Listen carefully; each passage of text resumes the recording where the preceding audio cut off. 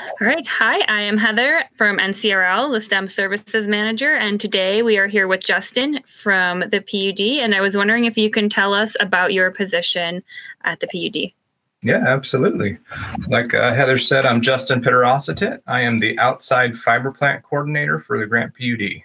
So what that means is I oversee the planning and design of all of our physical fiber plants. That's the fiber cable, the conduit, the vault, the splice enclosures, etc.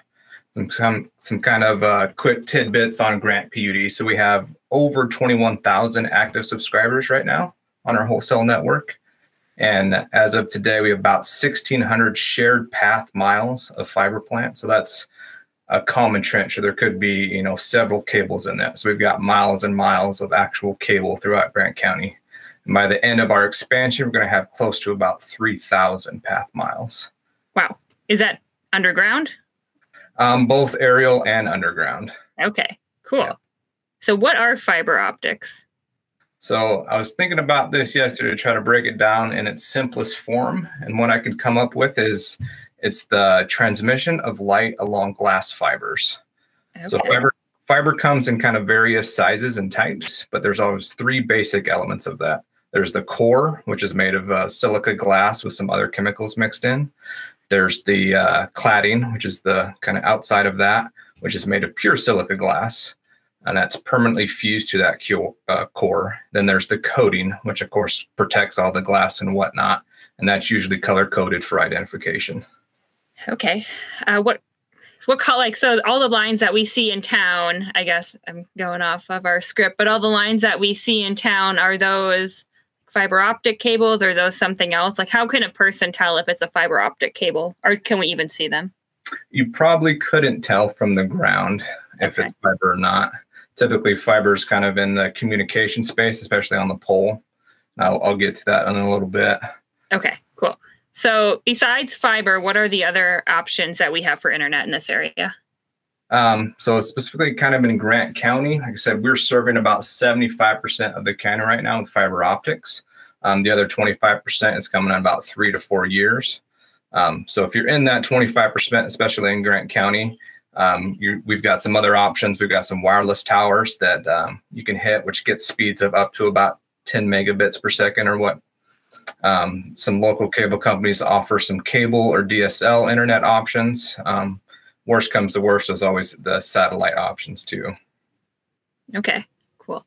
And what are the bonuses of having fiber optics over a different kind of internet service? It's speed, right? We live in a digital age right now, and we want things now, right? Mm-hmm. A lot of people are working from home. Schools are doing distance learning now. And there's nothing worse than having a slow internet connection. Yes.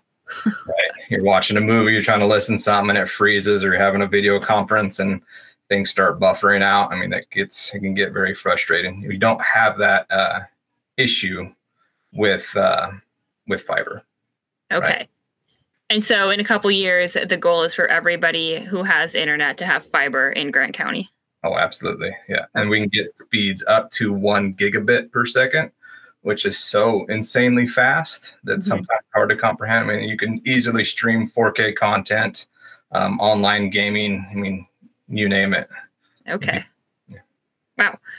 All right. And how did you learn about fiber optics, and what did you find so interesting about it?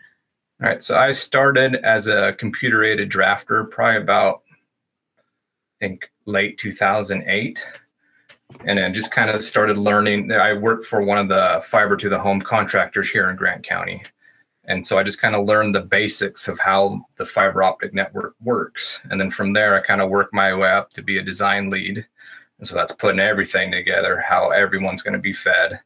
And then eventually ended up being their engineering manager before I moved over to Grant PUD about a year ago. Okay. And what kind of makes it interesting is, oh, did I go there? Sorry, I got some notes here to make sure I don't forget what I'm saying. Perfect.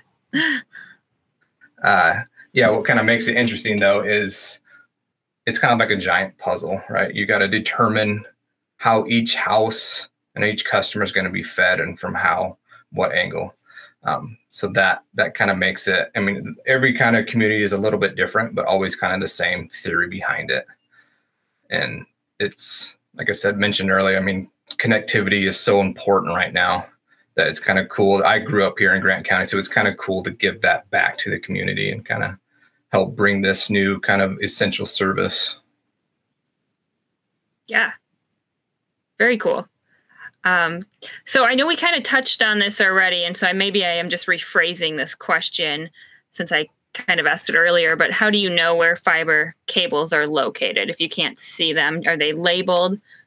Do people need to know where they're located, or is that? Right.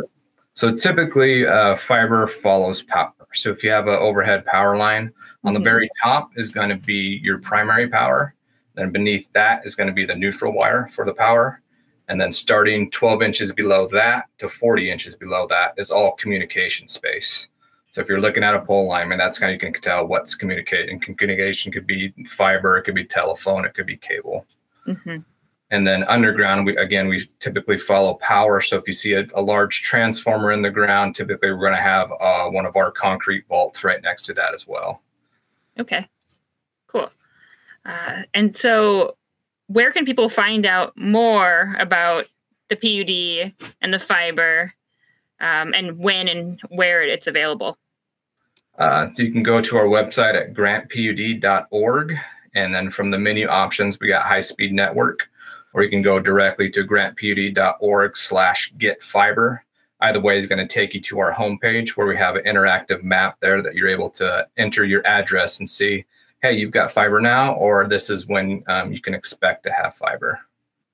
Okay, cool. And is there anything else about fiber that I didn't touch on, or about the Grant PUD that you want to say before we tell our audience goodbye?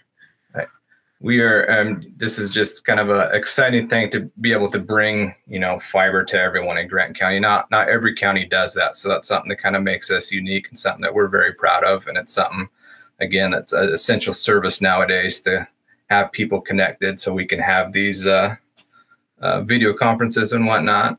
So it's very cool. Yeah, cool. All right. Well, thank you, Justin. Yeah, absolutely. Thank you for having me.